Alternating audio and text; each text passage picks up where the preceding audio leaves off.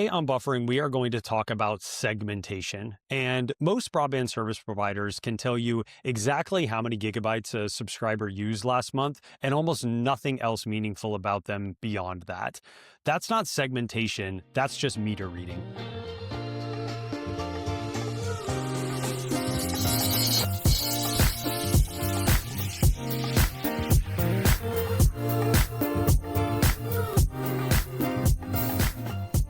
This kind of reminds me of the old conversation around vanity metrics, where you have this nice metric. We see this often in marketing, but it's meaningless at the end of the day. Email open rates. I don't really care how many people are opening my email. I want to know about the conversion.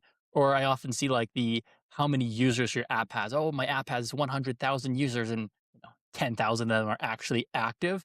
But I'm just reminded of the vanity metrics here, Gabe. Yeah, or impressions. It's like, okay, well, what does that mean for actual conversion? So I'm with you there, man. It's a perfect corollary for those vanity metrics or vanity segmentation, quote unquote, that actually doesn't drive anything in the business. And what we really want to get into today, Zach, is how the best operators aren't just sitting on better data. They're really thinking about that subscriber journey completely different and how to segment their customers across this entire journey. And I'm excited about this one. I think we can hopefully share some really practical and specific examples of things that people can take away from this to start thinking about how they want to segment their customers in slightly different ways. It reminds me of a conversation I just had this week. And Gabe, I forgot to tell you about this. And I also haven't read your podcast outline. So we're totally just doing a free for all here. It's a quality production. But I had a conversation around how many times have my subscribers, exceeded their bandwidth, and we provided that number. And then it was how much did they exceed their bandwidth by? The internal call was just like, well, why do we need to know? They either exceeded or they didn't exceed it. It just goes right back up to our meter reading comment at the top of the podcast. Yeah, to what end? So they exceeded it by some specific number. Okay, at the end of the day, what are you going to do with that they're not having. Exactly. Yes. Why would you segment that to, are you actually going to send a different message there? The point is, and we'll get into this, I think, as we're going through the conversation today, Zach, but it's what data is actually important to segment versus, to your point, what are those things that are a bit more vanity metrics? I love the term vanity metrics. It is a good one, but for sure. Let's talk about why generic segmentation is potentially harming your business here. And Gabe, I think we see this often with some of the customers or the BSPs we work with here is they either just don't want to segment or they don't know how to segment. And I think honestly, some of this is also just that they've convinced themselves that the usage tiers they have and the product lines are segmentation. That is segmentation, which, as you know, they're not. This is just a category of data.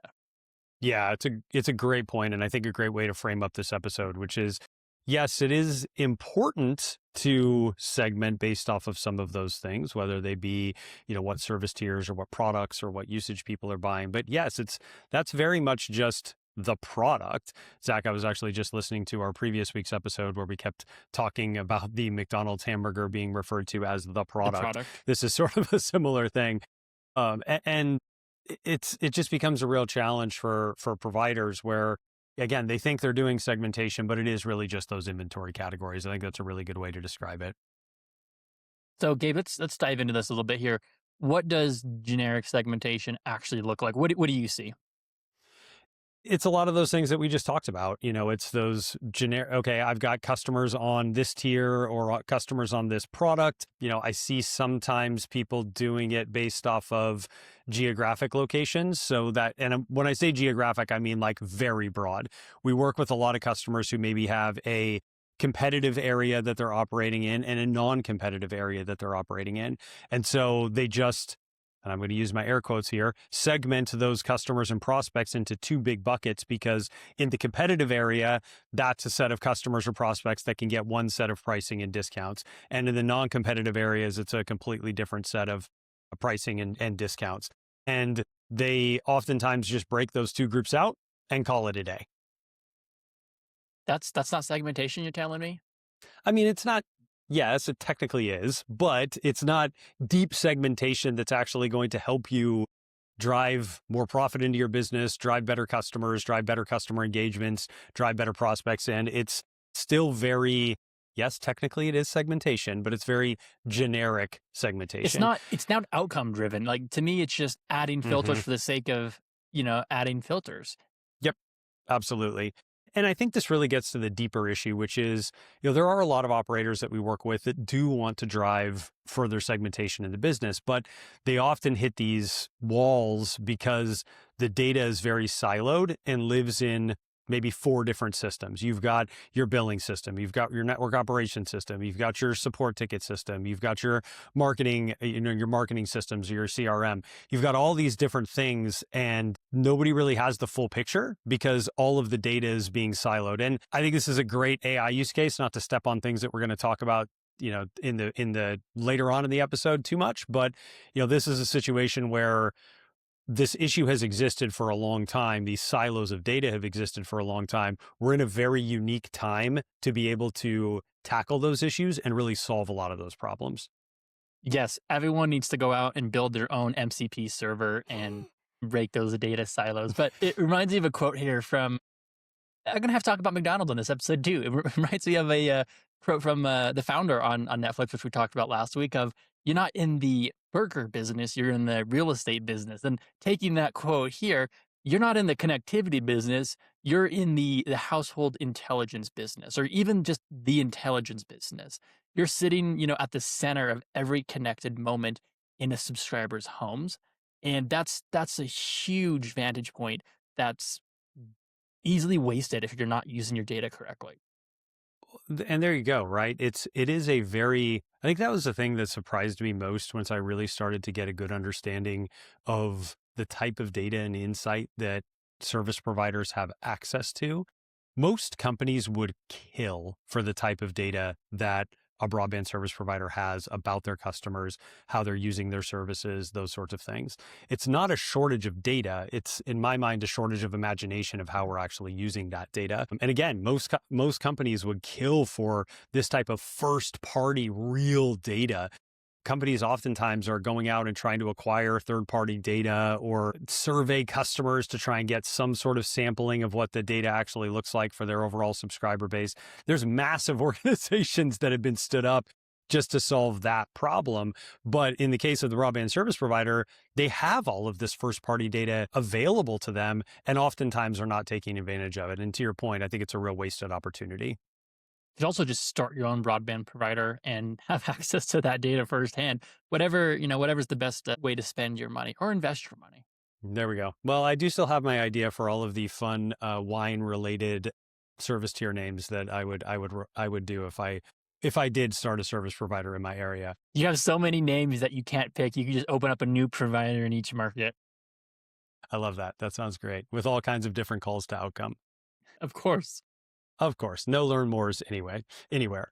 So coming back to this silo problem. So I think, like you've seen this, like being siloed data is not new. Like that's not a new problem. I do think what's new is how AI can act as that connective layer, and that it's no longer necessary to have that unified data warehouse or whatever we want to call it, built by teams of people, managed by teams of people, supported by teams of people. You just need to really start asking questions around what are the signals that you've identified, but maybe never combined together. Zach, I know you mentioned MCP server there just a moment ago. I know you've actually done some work on this somewhat recently, but I mean, I don't think these are major technical challenges that exist anymore based on how AI can help solve a lot of these problems. No, and I'm a pretty technical person, but I would Gabe, agree. I feel like I just undersold myself there. Yes, exactly. Yes. Anytime I have a technical problem, I reach out to Zach because I'm pretty confident that he's going to have the right answer. And it's funny because I always have to remind people my background is not solely marketing. It was technical, up through college, and then I got into marketing, of course. But unique combination there. Gabe, who else in the team can talk to you about the different? We were talking about ADSL or VDSL in a group chat today, and it was basically just me.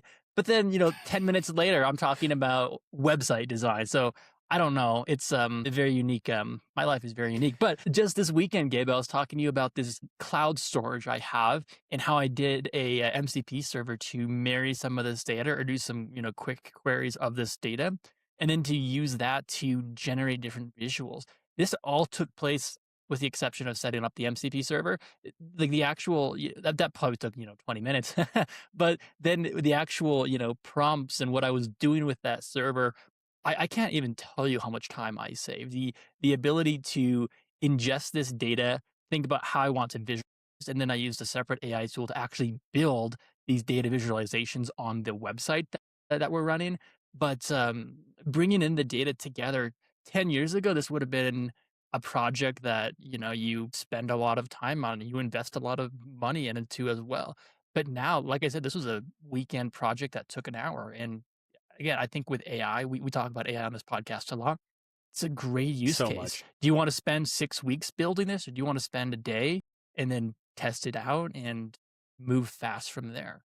hmm Well, and I think there's a great opportunity here to use AI tools to do that analysis of different or combination of different data sets, even if you're not doing it in an ongoing way. This can be a great use case to kind of test some things out. You mentioned a day, it may be an hour to say, okay, I've got this data set and I've got this data set, me, Zach, and how much I love me a good XLOOKUP. But, if I don't want to have to go spend a bunch of time doing lookups between spreadsheets, AI can do a lot of those combinations for you and analyze that data and really get a better understanding of what's Especially going if on. you're doing it routinely, Gabe. Like if hmm I got to a point where I'm like, okay, well, I'm doing this exact same formula, this exact same process.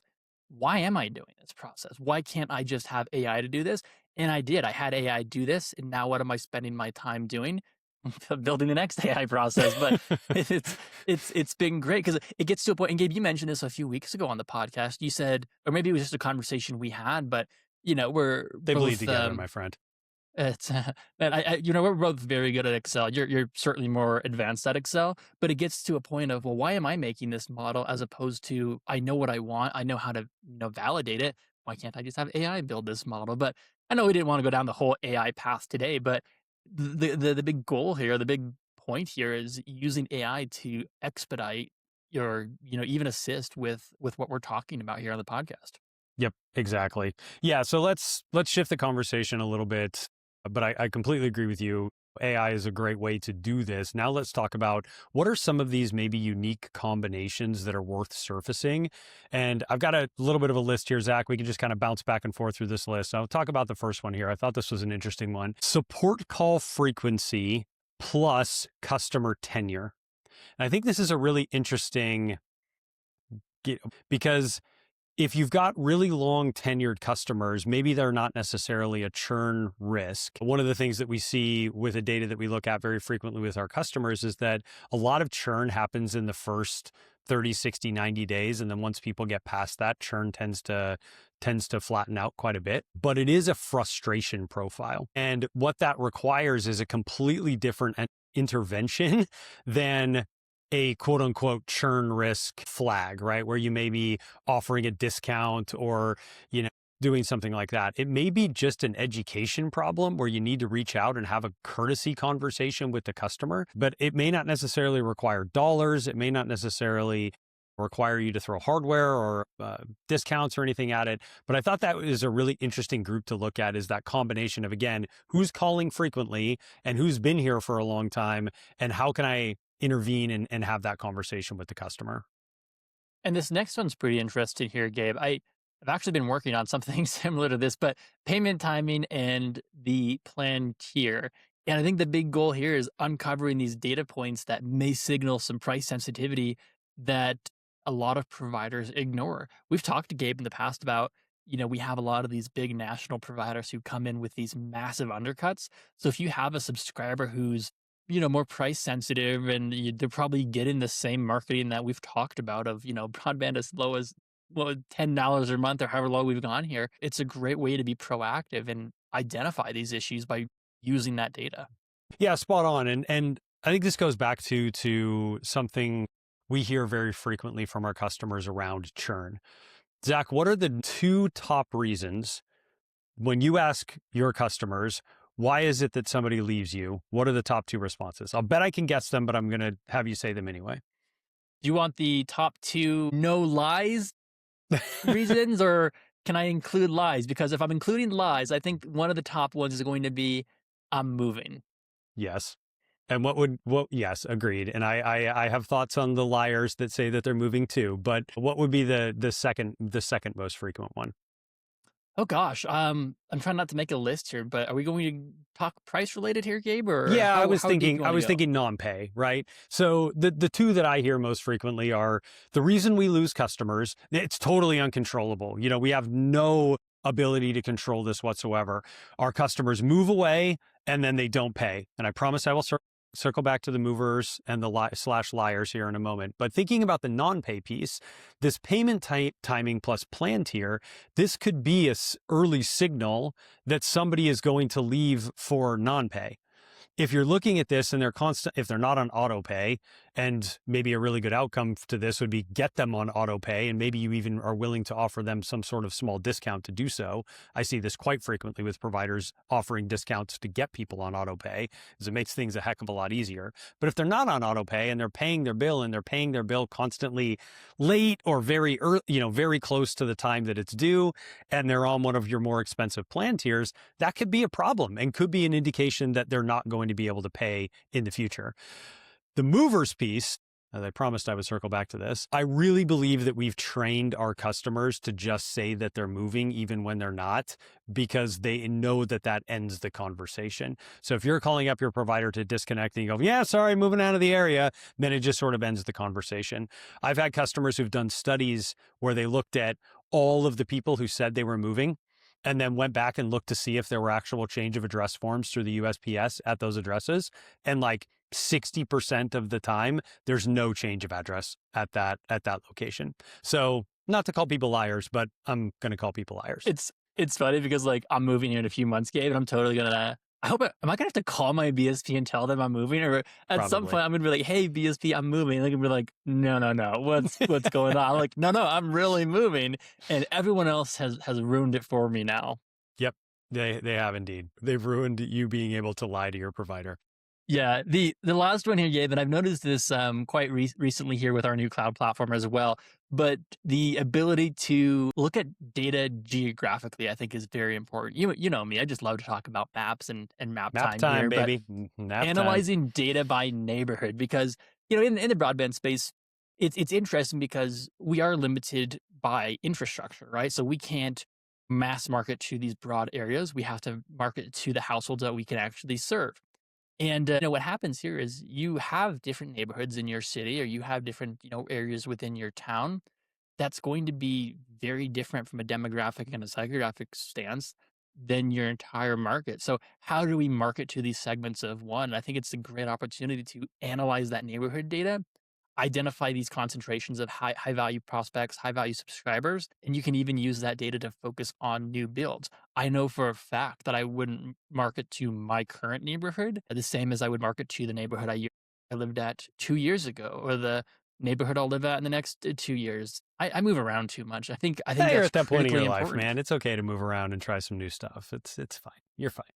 It's what we do. But like I said, I think it's critically important to take that into account too. I would be For sure. interested to hear from a BSP of, what different neighborhoods or communities they serve, and then again, demographic, psychographic data, how that overlays with things like service tiers, of course. We're not just looking at service tiers across our network, but we just keep breaking that data down and keep narrowing that segment down. I think there's a lot of opportunity there.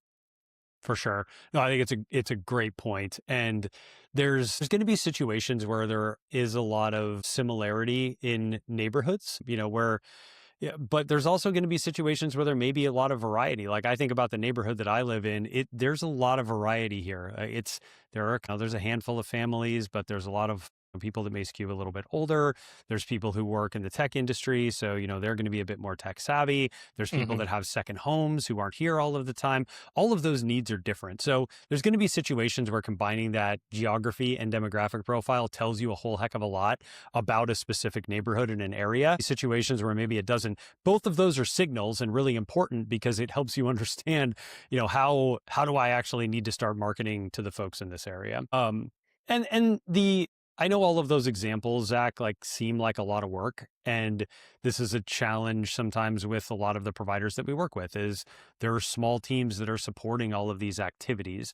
So, I don't want to be like, hey, you need to go off and do all of these things plus 10 more. Pick one that you think would be interesting.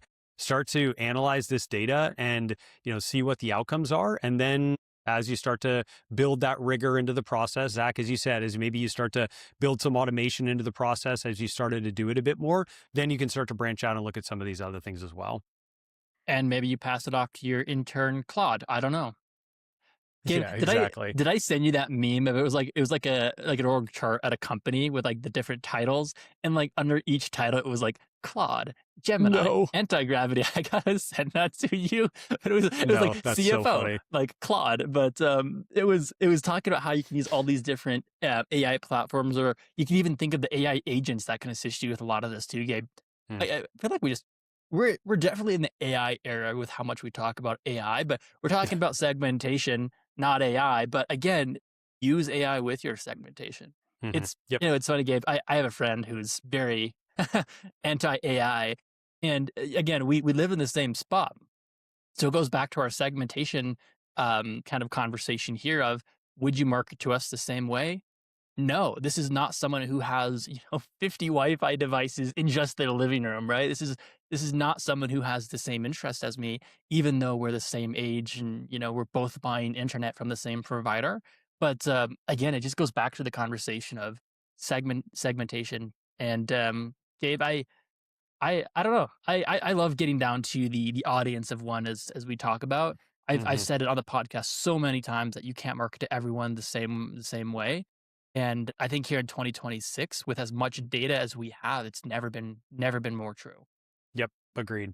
Yeah, and that's I think a good transition, Zach, to this next section where we wanted to talk a bit about what are some of the, I don't know, I guess maybe underutilized segments, for lack of a better term, moving away from just that demographic or usage tier segments and more towards behavioral and situational segments. So much of why people buy is based on the life activities that are happening. And I think the first one we're going to talk about is a really good example, and that's the life event segment. So new movers are a great case to go target.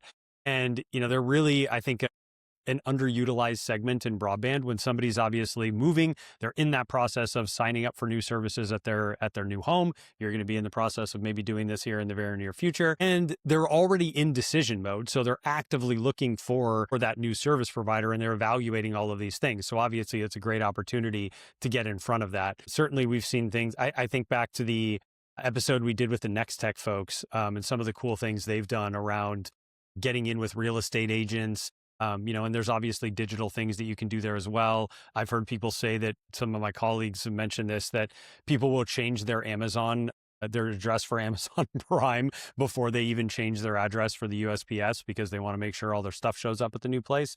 So thinking about how Not you me. can start to insert yourself into that process, I think becomes really interesting.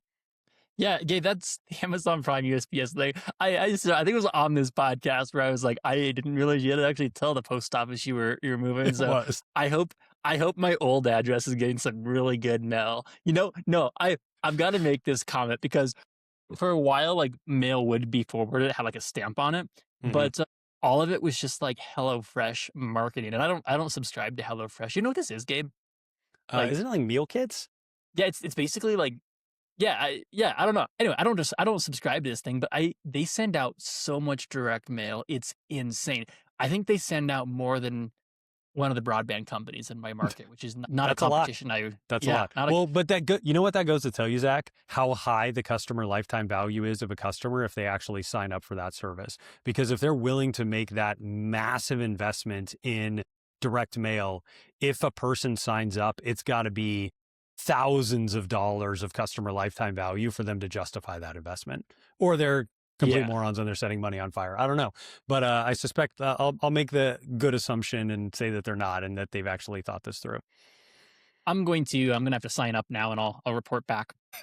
Oh gosh, I can't imagine the market I get with then. But let's talk about the invisible heavy user. And I almost see myself in this role here. So I high totally thought of usage. you when we were talking about this group. This feels like you for It's sure. this is an interesting one. So high usage, no support calls. The only time I told you I've ever interacted with my BSP is when I moved. Auto pays enrolled. I set that up day one. Multi-year tenure. I've been with this BSP for 3 or 4 years now. Not to date myself there. I think we actually did a podcast when I first got fiber at Gabe, so we could go all I the way think we did back. too. And You were yeah, so yeah. excited to But be able to upload the podcast crazy fast and with your the symmetrical I service well, I tier. I'm used pretty to be sure we on did talk a about like this. a 100 by 20 megabit per second plan, and this is where you start to think about upload speeds and download speeds and being asymmetrical. But this is where I really noticed it because when I would upload an episode, I would upload Gabe. I'd probably set it like 5 o'clock at the end of the day, and then by 7 p.m. after dinner, after winding down, I could come back and click save because it would finally be uploaded. But that problem's totally gone now. But this person, this invisible heavy user, most ISPs just don't know about you. You're not causing problems. You're oftentimes an early adopter. Sounds familiar. Smart home bundles, backup solutions. You're ignored because the squeaky wheel gets the grease. And I totally see myself in that segment. Well, I like I told you, Gabe, yeah, I don't absolutely. receive any marketing or any communications from my provider today, other than a bill reminder. hmm Yeah, but it's to your point about, you being the early adopter, or you being the one who's interested in premium service. This group is likely falls into that bucket. So if as a provider you're looking at launching a premium type service, and we certainly see lots of folks launching multi-gig now. I think you might already even be on a multi-gig service, Zach, so maybe that's moot. But if there are those situations where you're offering those premium services to your customers, these are the folks that you want to go to have that conversation.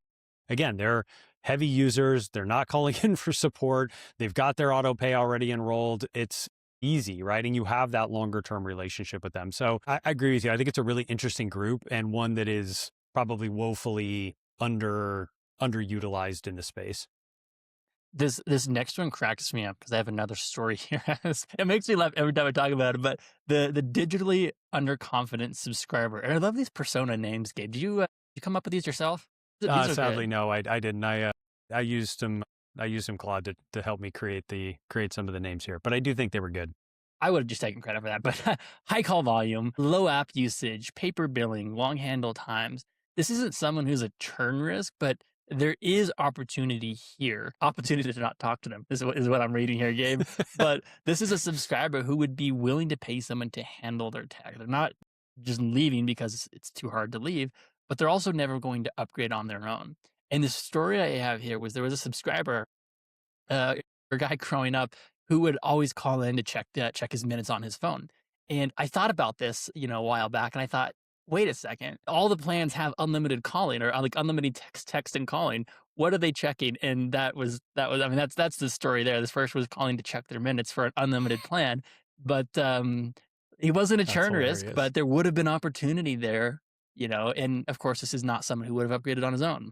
No, definitely no. Yeah, it is a really interesting group. It's that group that wants to feel more confident in the decisions that they're making because they aren't probably a digital native. They're not super comfortable with technology. So it is a great opportunity to have that managed service opportunity for them. I think back, we have a colleague, Daryl, who when we do a lot of these discussions with customers, he talks about this group of people that are like, oh, they really want the camera, but they're also not maybe a smart camera or something like that, but they're not going to be the person who climbs up on the ladder and actually installs it themselves. So having, outdoor Wi-Fi, same thing. Maybe they want that coverage so they can use their devices at different places of their home, but they're not necessarily the person who's going to install it themselves. Okay, great. Well, that's an awesome managed service opportunity for you as a provider to open up and help them out with that, right? Still provide them a great experience and, potentially get a little bit of additional revenue from it as well. And then the last one I have here, Zach, is this one's a bit more of a prospect segment. And I think this is an interesting one because we named this the competitive pressure household. So this is somebody they're on review sites. Maybe they're on Reddit. Maybe they're on Google. They're complaining about their current service provider. Local Facebook groups, I think, is another really interesting area for service providers to lean in here. And I've seen service providers do a really good job leaning into those local Facebook groups. You have to be a little bit careful because you don't want to be company who's coming in and like advertising, quote unquote, in the Facebook group, that starts to get a little dicey. But if you're aware that people are having problems, like I'll give you a really specific example. I have a customer that I've worked with for a long time. When there's an outage, they will go, when there's an outage from their competitors, I should say, they will go into local Facebook groups and just leave their contact information. Now, it's not necessarily an ad, right? But it's well, we're not down right now. So if you'd like to have your service restored, maybe you just give us a call and we'll take care of you. So they're Go not back to the totally, map, Gabe. yeah, well, yeah, it's a Segment great on your point. prospect map and talk about, hey, provider XYZ's down for whatever reason for the 5th time this week. Mm-hmm. Another opportunity. Yep, 100%. Yeah, and they're not. What's cool is these aren't totally. I didn't even mean it this way, but they're not cold prospects. They're pretty warm because they have a specific issue. And what we see is really the best operators building outreach campaigns around those issues and those grievances to target those customers specifically. Gabe, I think we just had a lot of really good ideas there. And sometimes we drop some good insights on this podcast. It makes me want to start my own BSP. So we can just have the best in class service here. So I'm really waiting for you to, get the fiber in the ground so we can start work. Yeah, this is the problem, is the construction part of, all the other parts of the network. Capital funding. Yeah, exactly. Yeah. Anybody got $60 million they want to lend me, or maybe $100 million? We'll get this ramped up fast. Well, and as we shift the conversation, we don't want to, I don't want to leave today without talking about action. And I don't necessarily want to get into super details around tactics and things like that, but I think it would be remiss if we didn't at least touch on this. So going back to some of those segments that we were talking about earlier, I feel like the life event segment that we talked about, that mover segment, the most important thing, setting aside tactics, setting aside where you're actually going to place the ads, is speed. It is more important than anything else to advertise to those customers in a very short window. After 30 days, they've probably already made their decision. So if your campaign takes 60 days to spin up, that segment is already completely gone. So it's really important to, again, get that marketing out into the market really fast. Even if it's not perfect, it's really important to get it out there rapidly, because that time decay becomes a huge problem. I mean, in most cases, if I'm looking to move, I've asked or looked for internet providers before I even found a house. I told a friend about this. He was buying a house, and I said, check the internet service providers first. And without naming who it was, Gabe, you'll probably figure it out within a second here. But the best speed at his house is, I'm not even joking, it is 2026, and the best speed at his house is a 5x1 copper connection there. Which is just most unfortunate for everyone, especially me being in the broadband space fielding these complaints. But yeah, no bueno, for sure. So, and then if we go back to another group that we talked about, which or Zach, you talked about this group, and I love this one, is that invisible heavy user, and what they need is probably not a promotional offer. They're not necessarily going to respond to price or a discount, but they need exclusivity. They're the type of group who's going to be really interested in, you're the first ones to get access to this. They need to kind of feel seen and really lean into that they're, I mean, I hate to use this term, but they're like special a little bit. You know what I mean? Like they're getting something that's exclusive. I mean, if you think of like the consumer behavior, the psychology behind that, people love that exclusivity. Gabe, I got an email from Microsoft this week, and it was like, join our like Copilot, like early adopter program, or I can't remember exactly what it was called, the Frontier program. And 2 things came up. One was, I'm already in it. Two was, of course, it's Copilot. Of all the tools, we love Copilot. But I think those exclusivity offers are a very much underutilized tool for acquiring new subscribers, or even for your existing subscribers, upselling them and cross-selling them. Yep, for sure. Yeah, 100%. And then if we look at the last group here, that digitally underconfident group, they need human touch points. They need a little bit more of a personal touch. They're not necessarily going to respond to digital campaigns. Zach, you mentioned email open rates earlier. If you look at this particular segment, I would willing to bet that the open rates and click-through rates on any sort of campaign that you're sending to them is probably very, very low, because they don't want to They don't want to engage digitally. So this could be a great way and a potentially easy way to segment this group is to look at if I'm sending emails regularly to my customers, who are the people that are not opening and not clicking on those emails at all? That probably has a high correlation with your quote unquote digitally underconfident subscriber group. You could maybe even marry that up with a little bit of usage data to see if those are relatively low users also, and realize that, okay, I need to reach out to these customers in a much more high touch way. I would marry that with demographic data, Gabe. I would say, Great one.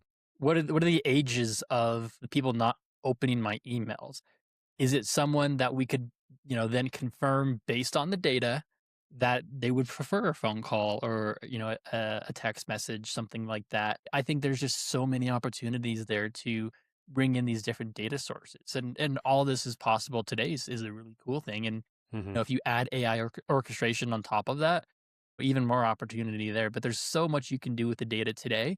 Like I said at the top of the podcast, stop looking at open rates. Cool. People open their emails. Let's take it a step further. Who opened my emails? Who did not?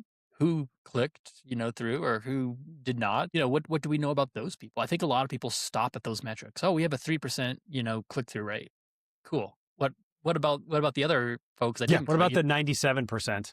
Yeah, and I think people stop right there. I've seen it for the past, I don't know how many years to date myself here. I've seen it every day for the past, so many years that, we specifically with email, even Facebook ads to an extent, but we see these metrics and that's the end of the conversation. But that's just the beginning. Where do we go next? Do we do another campaign and get another 3% open rate, or 3% click-through rate? Like there's got to be an additional step here with these campaigns and with your segmentation. For sure. Well, and I'd encourage people to, it's kind of the takeaway here as we wrap things up, maybe a little bit of a call to action, call to outcome, whatever we want to say here, is take the next couple of weeks and actually go build one of these segments. Go actually do a little bit of work here. I'm not saying do all the work and do all of the segments that Zach and I talked about today. Maybe it's a simple one of pulling your support ticket data over the last 90 days and compare that to the tenure of your customers and look at those customers that have been with you a long time and those that are calling, and what are they calling about? Or to go back to the payment one that Zach and I were talking about, that relatively straightforward one as well. What do their service tiers look like and what does their payment history look like? I think that could be one that's, again, fairly straightforward to put together.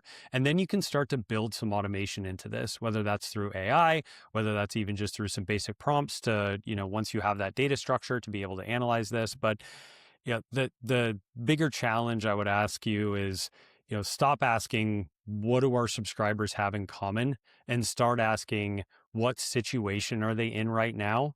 Because that situational piece and the situational segmentation is going to beat different segmentation every single time.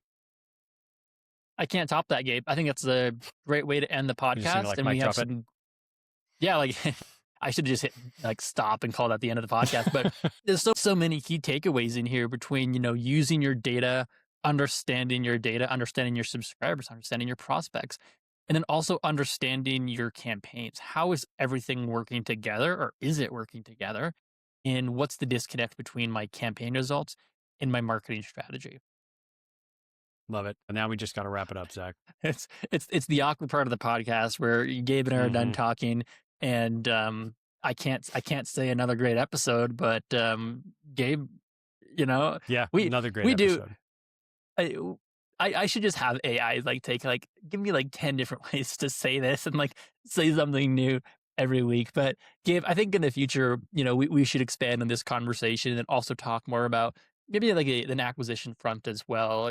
We have these segments now. How do we use them? How do we use some of this practical advice that we've given today?